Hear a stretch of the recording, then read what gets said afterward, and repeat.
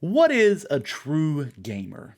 If you spent any time on the internet and the gaming community, you know this topic has been debated for literally decades at this point.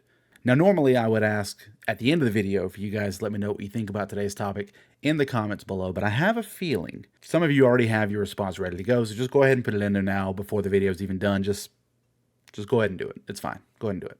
Most of the time, when you hear somebody talking about what it means to be a true gamer or a real gamer or a casual gamer, they're using it as a way to insult people who like less intense games, less skill necessitated games, stuff like Animal Crossing, like Stardew Valley, or really anything made by Nintendo these days. It seems like.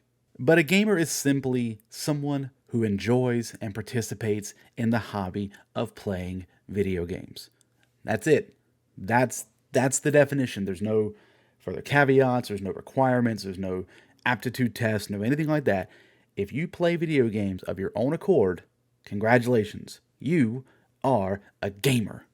As gaming has evolved and changed over the years, I think the number of players who sort of spit this casual gamer, true gamer venom out there in the world are dwindling. I do believe that number is getting lower and lower every day. But why is this mentality present at all? Why is there so much venom spewed out towards people who don't care if you 100% the hardest game imaginable, who don't care if they spend hundreds upon hundreds of hours figuring out every single nuance of the game they're playing? Why does that matter? Why is that such a prevalent mindset to this day in the gaming community? Now, I'm no psychologist myself, but as someone who has literally been gaming for as long as I can remember, I feel like I have a pretty good handle on this one. Gaming has exploded in popularity over the last probably 15 to 20, maybe even 25 years or so, to the point that it's no longer this niche activity that would get you laughed at if you brought it up in public. I mean, the video game industry alone brings in billions of dollars with a beat, billions of dollars every single year, and there are all types of people all over the world who are playing games now. And games like Mortal Kombat, Grand Theft Auto, Call of Duty, in some way, shape, or form, have left such strong impressions on pop culture that they really just can't be ignored anymore. References to video games and other media are small nods to the player base at best of times, and at the worst of times, they are forced, cringeworthy attempts at pandering. But now they're as commonplace in TV shows and movies as characters saying the names of the character they're talking to over and over. Why do so many shows do this? Why do so many shows? In the 80s and 90s, video games were often looked at as this child's toy, this plaything that kids are into for a while, but they're eventually supposed to grow out of it. You're supposed to mature out of playing games. You're eventually supposed to develop new interests and move on from gaming altogether. I mean, who in their right mind would want to sit around and play Halo on the weird little headset that they gave you when you bought Xbox Live instead of driving around and trying to pick up girls? Me. That was literally me in high school. But admitting that you liked video games was akin to admitting you still watched the same TV shows you did when you were 5 years old. That alone was enough to make you the target of ridicule. It didn't matter what you were playing, who you were playing with, how long you were playing. You became the butt of the jokes simply by being a gamer. And it's funny, I am old enough to remember when a dismissive, oh, you play video games, was the best you could hope for whenever you encountered someone who didn't understand or didn't like video games at all. I was always too big to get shoved into a locker, but I have heard stories. But now, the bullying and the accusations of being a fake gamer come from within. They come from within the gaming community. And it's no longer that you play video games that makes you the target of jokes and ridicule now. It's which games you play, how good you are at the games, how long you've played them. So what gives? Why has discrediting other people who participate in your hobby become such a passionate hill for people to die on? Time. Oh, you want me to elaborate? Okay, sorry. Time is the badge of honor that quote unquote hardcore gamers use as a weapon to wield against those they deem less dedicated to the cause. It's what's supposed to separate the peasants from the royalty when it comes especially to online discussion. Because I mean, honestly, how am I supposed to take your opinion of the battle mechanics inside Baldur's Gate 3 seriously if you've only put in 100 hours? Those are rookie numbers in this racket.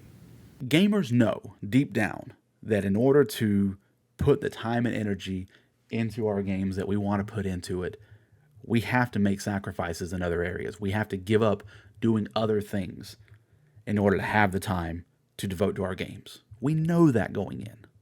We all have stories of canceling plans with friends or losing track of time while playing a game and all of a sudden you're looking out and the sun's coming up. Or that time that you skipped school to go pick up Halo 2 on launch day with your buddy Dennis and then didn't tell your parents about it for 20 years. And then when it finally casually came up in conversation, they actually got mad at you because you skipped school and didn't tell them about it at the time. I mean, we all have stories like that, right? But I think what some gamers ridicule casuals for, and I hate even using that word, but that's what we're going to kind of use to distinguish the two groups we're talking about here. It's that investment of time that you haven't earned the title of being a gamer yet. You haven't gone through what true gamers have gone through in their lives in order to earn that Medal of Honor, that badge of enduring resentment and ridicule and torture and being the butt of jokes for so long. Hardcore gamers tend to believe it's their responsibility to show casual gamers what it was like to be a gamer before being a gamer was cool and mainstream. There's this weird sense of pride within gaming communities of how gamers come across to other gamers. And I think part of the issue is that the people who throw around terms like true gamer and casual gamer and fake gamers want to impress the other people who would also use those terms. I've often looked at it like this. Those people who use those terms tend to look at themselves as, say, the caliber, like their gaming skills are equivalent to what pro athletes have with regards to their sport. And the people they're looking down on, the people they're calling quote unquote casual gamers, are more like they're playing Little League or like middle school ball or something like that. Technically, they're doing the same thing, but the true gamers believe wholeheartedly that they're doing it at a far more advanced level, and that's something that should be revered. That's something that should be admired. When really, it just doesn't matter. Because if you really think about it, your gamer score does not matter. Your trophy count does not matter. Nobody is going to look through your history and your catalog of games and be like, oh man, this guy, he was the most dedicated. Did you see how many hours he put into Call of Duty Black Capture the Flag Ops Ghost 4? Finn, is that a real game? Is that a real Call of Duty game? He doesn't know because he's a dog. Hey, buddy. Like I said earlier, a gamer is somebody who actively chooses to play video games. That is the only criteria that has to be met. Games cover such a wide variety of topics and mechanics now that every single one of us has a different experience when it comes to this hobby. But if you are someone who likes to take their experience and use it as a weapon, as a way to demean somebody else, and possibly even push them out of gaming entirely, then you are part of the problem. And ultimately, that attitude, if spread far enough through our community, is going to drastically diminish what our hobby can be, and it's going to make it a lesser experience for all of us in the future. So stop it.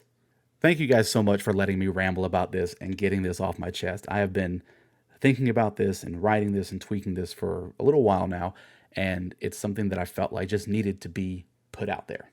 And now that we've established what it means to actually be a true gamer, I've got a video right here that's full of do's and don'ts for how to get your non-gaming friends interested in gaming for you to enjoy. Thanks for watching, everybody.